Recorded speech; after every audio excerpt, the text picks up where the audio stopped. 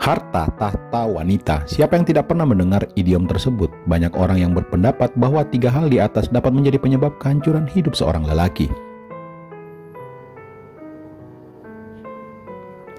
Mereka yang tak bijak ketika dihadapkan pada salah satu atau bahkan ketiganya sekaligus bersiaplah menerima kehancuran, baik kehancuran dunia maupun akhirat, atau keduanya. Ya, meskipun bagi banyak orang ketiga hal yang tercantum pada idiom tersebut justru dapat memicu keberhasilan.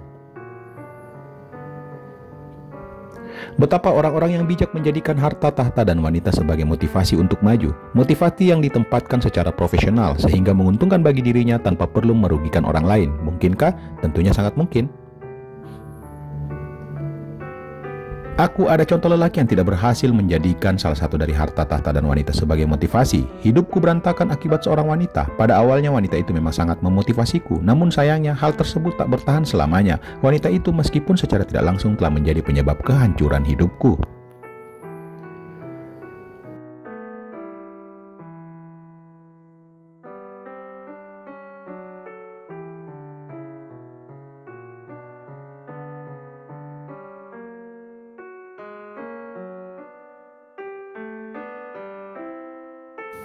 Wanita itu adalah Nara, seorang wanita santun yang merupakan teman sekelasku semasa SMP. Tak ada kisah istimewa yang terjalin di antara kami pada masa itu.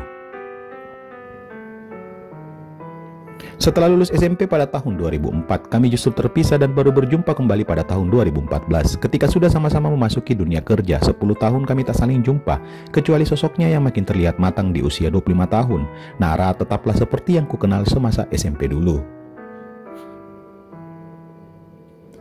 Oh tidak, Nara berubah menjadi semakin santun. Dulu ia pendiam, kini cukup terbuka dan responsif dengan tema obrolan yang kulontarkan.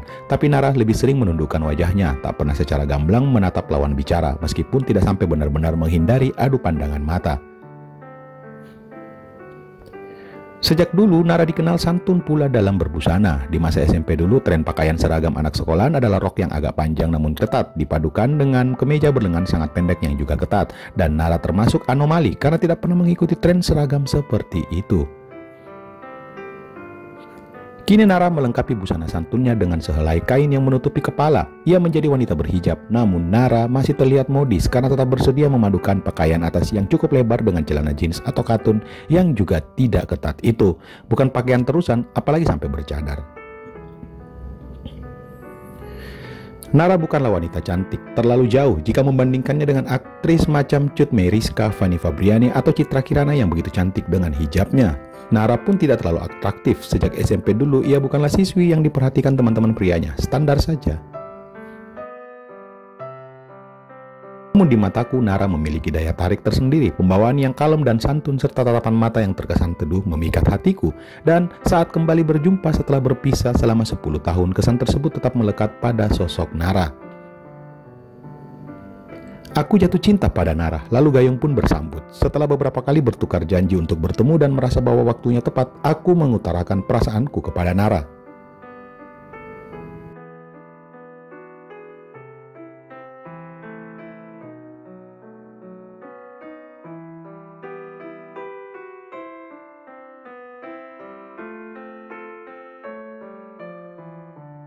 SMP dulu aku sudah menaruh hati padamu, Adri, jawab wanita itu bernada retoris. Sayangnya kamu tidak menunjukkan usaha apapun untuk mendekatiku. Saat itu aku malu, ujarku. Keberanian itu hadir baru sekarang.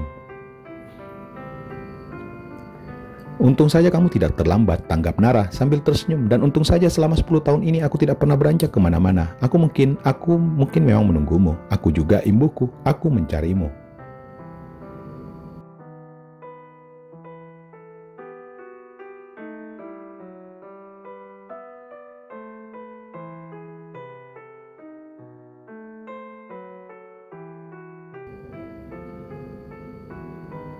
Ya, siapa sangka Nara pun memiliki perasaan serupa sejak SMP dulu. Tapi rasanya memang mustahil jika mengharapkan dirinya terlebih dahulu mengungkapkan perasaannya. Meskipun memiliki nama yang serupa dengan nama sebuah kota di Jepang, namun pada hakikatnya Nara tetaplah wanita Indonesia. Nara lebih memilih untuk membawa mati perasaannya daripada harus kehilangan harga diri akibat menyatakannya secara gamblang. Nara pengecut. Jika pertanyaan itu dilontarkan pada wanita zaman sekarang, mungkin jawabannya ya, tapi tanyakanlah pada para wanita kelahiran akhir 1980-an yang menjalani masa ABG-nya pada awal tahun 2000-an. Sikap menjaga harga diri yang dilakukan Nara adalah hal yang sewajarnya dilakukan wanita.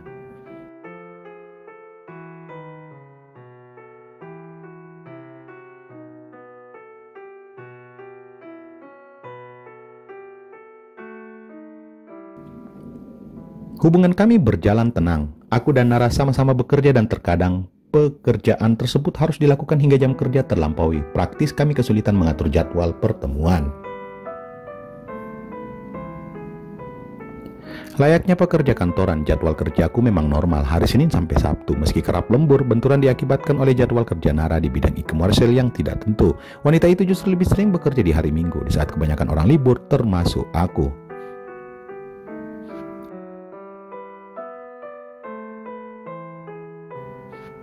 Beruntung teknologi ponsel pintar menyelamatkan kami meski hanya sebatas perjumpaan di dunia maya. Hal tersebut tetap dapat menjaga komunikasi di antara kami. Namun penentu langgengnya hubungan asmaraku dan Nara bukanlah ponsel pintar, melainkan tumbuhnya rasa percaya. Ketika hal tersebut telah terjalin, takkan ada teknologi secanggih apapun yang dapat mengalahkannya. Lalu aku pun merasa betapa pentingnya pertemuan di dunia nyata. Hubungan kami.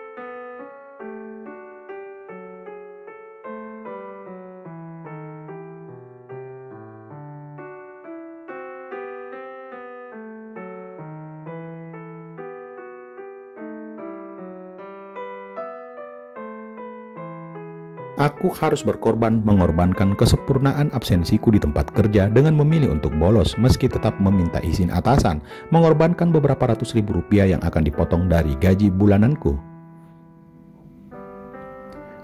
Kapan kamu punya waktu luang? Tanyaku lewat sambungan telepon. Aku ingin menghabiskan waktu seharian denganmu. Hari liburku maksudmu? Tanya balik Nara. Pekan ini aku tidak bekerja di hari Rabu. Sayangnya kamu harus bekerja.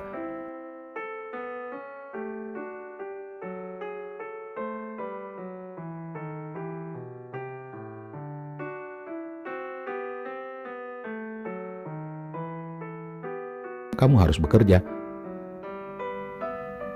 Rabu ya, gumamku. Oke, kita berjumpa di hari itu. Mana mungkin, seru Nara. Kamu bekerja di hari itu. Aku akan membolos, ujarku dengan nada bersungguh-sungguh. Nanti gajimu dipotong, ingat Nara. Sayang kan, uang bisa dicari, tanggapku. Hanya dipotong sejumlah satu hari kerja, tidak banyak. Tapi banyak hal yang akan kita peroleh demi kualitas hubungan kita dengan berjumpa secara langsung, Nara.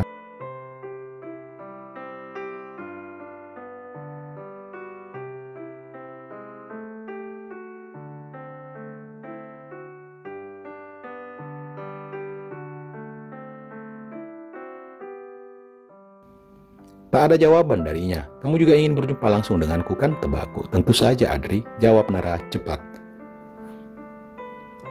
Mana mungkin aku tidak merindukanmu setelah hampir sebulan ini kita tidak saling berjumpa. Maka ayo berjumpa hari Rabu ini, putusku. Baiklah.